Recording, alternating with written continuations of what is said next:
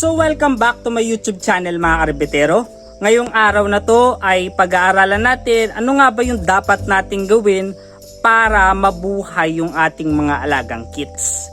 So kung bago ka lamang sa aking YouTube channel at gusto mong matuto sa pag-aalaga ng rabbit, please subscribe and hit the notification bell para updated kayo sa mga bago nating content. So ayan mga karabitero, pupunta na tayo sa ating farm at i-discuss na natin kung paano ba natin mapapanatiling buhay ang ating mga alagang kits. So ayan na, nandito tayo sa farm. So ayan mga karabitero, nandito tayo sa ating rabbit at ito i-discuss natin kung bakit nga ba paano ba natin maiwasan na may mamatayan or mabuhay lahat ang ating mga kits. Sa pag-aalaga ng rabbit, hindi po madali ang management ng kits kasi ang pinaka-crucial po yung 3 weeks ng rabbit. Pag nalagpasan na natin yung 3 weeks, medyo mataas na po yung survival rate ng ating mga alagang rabbit. So, simula pa lang, bago pa lang manganak yung rabbit natin or doe natin, dapat i-condition na natin ito bago manganak. So, nagbibigay tayo ng vitamins, binibigyan ng Dextrose Powder, at yung pagkain or nutrition nila is double po yung kanilang pellets. So hindi naman po mahirap pagbigay ng pellets, dodoblehin nyo lang. Example, kung yung rabbit natin ay pag umabot na ng 15 days po yung pagbubuntis ng rabbit natin simula ng makastahan at na confirm natin through palpitation or kakapain yung tiyan ng rabbit ay pwede na tayo magbigay ng 100 grams na pellets. So ako binibigay ko sa rabbit ko is yung breeder na checkser. So for breeder pellets yung binibigay ko po and maintenance po dito sa mga iba kong rabbit. Dito sa mga back ko, ang binibigay ko po is maintenance and for mga doe na manganganak or yung mga rabbit ko na gagawin doe or yung aking gagawing rabbit na pangkasta is bibigyan ko po ng pellets na tinatawag po na breeder. And syempre pag 21 days bibigyan natin ng pre-starter feeds. So ayan mga karabitero, syempre ayan nakita na natin, naglagas na ng balahibo, naglagay na ng anak yung ating mga alagang rabbit.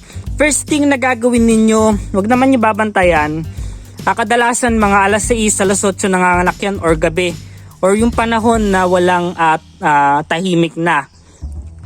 Yung rabbit natin ay pag nakita natin nagbunot na ng balahibo, kasi nalaglag na yung balahibo doon. Nagbunot na ng balahibo yung ating alagang rabbit ay isang indication na yan, based on my experience, 24 hours na lang manganganak na po yung aking alagang rabbit. Wala pa naman po na experience na nagbunot na yung rabbit ko tapos 3 araw, 2 araw pa bago nanganak. Within that day or kadalasan gabi, mga alas 6, alas 7. So dahil may record ako mga karabitero kung kailan nanganganak yung aking rabbit at eksaktong talaga nanganganak na 1 buwan yung rabbit ko. Hindi ko alam, siguro. By sa record ko, hindi pa po siya nanganak na hindi sumakto ng 1 month. Based on experience lang po mga karabitero dito kasi may record po ako. Na pinanganak po ito nung July 22, pinakastahan ko po nung June 22. So alam ko na kasi 2 days before ng panganganak niya ay naglalagay na po ako ng nest box. Mga karabitero, kung napanood niyo yung dating video ko na dinisinfect ko muna po yung kulungan pati po yung nest box. Nilagyan ko po ng alcohol, disinfect ko, nilinis ko, sinabunan ko bago ko po nilagay doon sa aking alagang rabbit. Kasi meron po mga pagkakataon instances, yung rabbit po natin or yung ating mga kits ay wala pa po silang immune response or wala pa po silang panlaban sa mga bakterya, viruses. Kaya kadalasan, minsan, kapag marumi rin po yung suso ng doe natin, dahil marumi yung kulungan, ay pwede pong may pasin yung bakterya. So minsan nagpapadead yung rabbit natin, may mastitis, mapapasa po yung bakterya sa mga kits and magtatae po yung kits. Kasi meron pong tinanong ko, nag-survey po ako nun sa aking YouTube channel, ano daw po yung kadalasan kinakamatay ng kits nila. Diarrhea daw po yung main reason.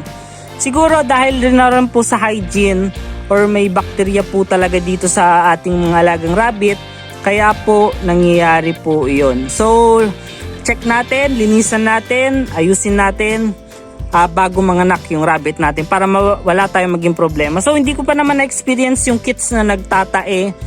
Ganun po.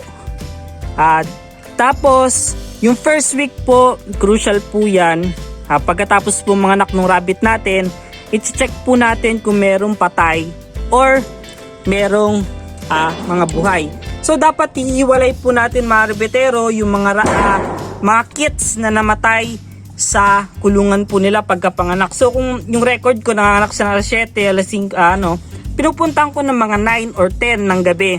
And check ko po kung nanganak na. So kadalasan naman nanganak. And kabutihan palad po, wala pong namatay na kits nung pinuntahan ko po. 5 po yan, lahat healthy. And syempre, hindi pa naman yata dede yun. Tiningnan ko kinabukasan at chinig ko isa-isa kung puno yung kanilang tiyan. So nakikita nyo, mga karibetero, sobrang taba po niyan. Punong-puno ng gatas. So ayan, nakikita nyo taba oh. Ayan, taba nila. So ayan, may gatas oh, kita nyo yung puti. So ayan, may puti. And ayan, nakikita nyo mag 1 week na rin po yan simula po nung pinanganak. So kung na po yan, kung 28 ngayon, kung na po sila 6 days. So bukas 1 week na po nila. Napakabilis lang po nila lumaki. So ayan mga arbitero, at isang araw na lang 7 days na sila. So 1 week na po yung naidraos. Yung second week, may delikado pa rin po yan. I-secure natin yung kanilang kulungan. Kaya nga yung kulungan ko ay nasa loob pa ng isang kulungan para secure po sa dogs, cats at saka daga. At syempre parati kong minomonitor kung meron langgam. Kasi kahit buhay po yan, minsan, siyempre nagpupupo po yung mga rabbit natin na kits ay naiiwan doon at tinakit po ng langgam. So ayun, yung second week, pares lang po, check daily routine twice a day sa mga kits natin kung meron namamatay or may hindi nakakadede. So nakita nyo lahat, matataba po yung kits, ibig sabihin, punong-puno po ng gatas yung rabbit natin o yung mga kits natin. And pagdating po ng third week, yun na po, parang medyo makakahinga ka na ng maluwag kasi dun sa panahon na yun, kumakain-kain na po sila ng damo and nakakalabas na po sila ng kanilang nest box. Pero yung second week, minsan nakakatalon-talon na sila, ibalik na lang natin kasi pag nagpadede po yung mother doe natin, kadalasan po hindi niya po mapapadede yun pag wala po sa next box. At hindi nyo rin po makikita nagpapadede po yung rabbit kasi kadalasan madaling araw at saka hapon lang nagpapadede yun or twice a day magpadede, kaya mahirap pong makita kung napapadede ba o hindi. So hindi naman po mahirap na makita kung nakadede. So nakita naman natin kanina na may parang puti at malobo po yun sa nila. Madami po silang nainom na gatas, ibig sabihin po yun, goods po yun. At wag natin kakalimutan na laging may tubig po yung ating mga alaga rabbit.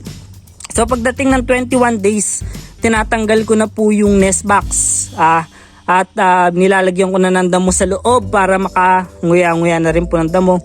At maghiwalay po ako ng tubig, lagayan ng tubig meron na rin po sa loob para nakakainom rin po yung kits natin at hindi lang yung mother doe. So sa ganung pamamaraan ay maiwasan natin pagkamatay ng mga rabbit natin and magiging healthy yung ating mga alagang rabbit.